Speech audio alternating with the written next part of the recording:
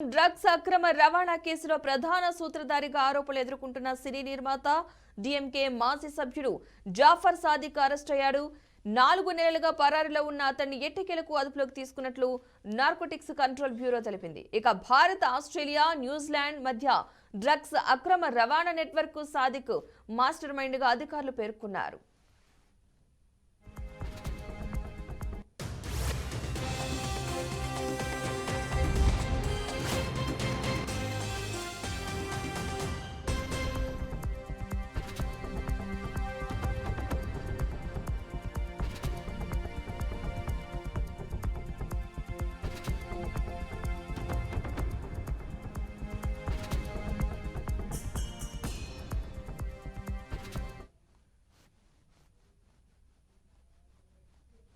Australia, New Zealand కు జాఫర్ సాదిక్ 2000 కోట్ల విలువైన మాదక ద్రవ్యాలను స్మగ్లింగ్ చేసినట్లుగా పోలీసులు తెలిపారు.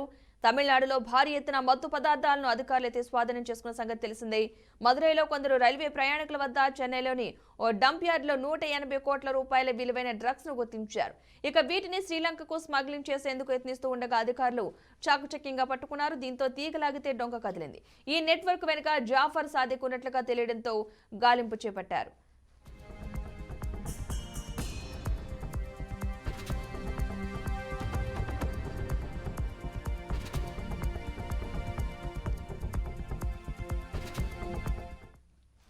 ఇక ఇటీవల తమిళనాడులోని సాదిక్ నివాసాలు, ఆఫీసుల్లో ఎన్సీబీ అధికారులు సోదాలు జరిపారు. కోలీవుడ్ లో 4 సినిమాలను నిర్మించిన జాఫర్ సాదిక్ రాజకీయాల్లోనూ చురుగ్గా ఉన్నారు.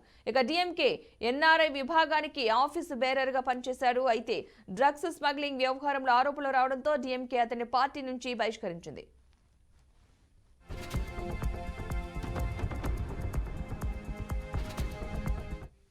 మొత్తంగా ఇదే అంశానికి సంబంధించిన పూర్తి సమాచారాన్ని మా ప్రతినిధి క్రాంతి అందిస్తారు. క్రాంతి,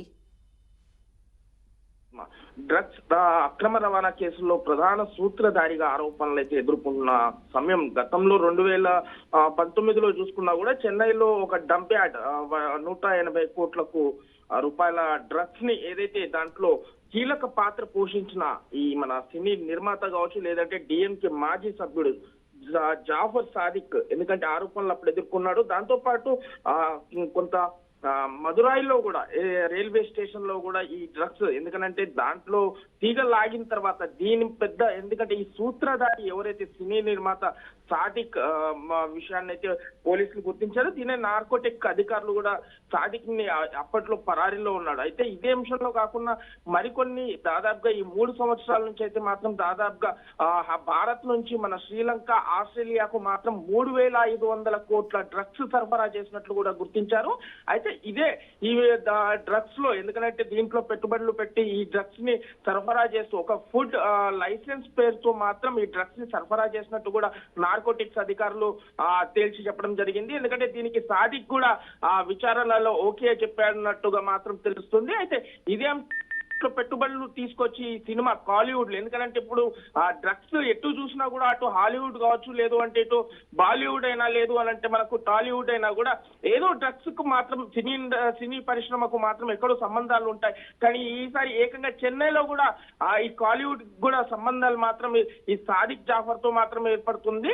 అయితే ఈ సాదిక్ జాఫర్ తో పాటు మరి ఎవరైనా ఉన్నారా సినీ పరిశ్రమలో అక్కడ కాలీవుడ్ లో మరి ఇంకొకరికైనా సరఫరా కూడా చేశాడా అన్న కోణంలో కూడా నార్కోటిక్స్ అధికారులు మాత్రం విచారిస్తున్నారు.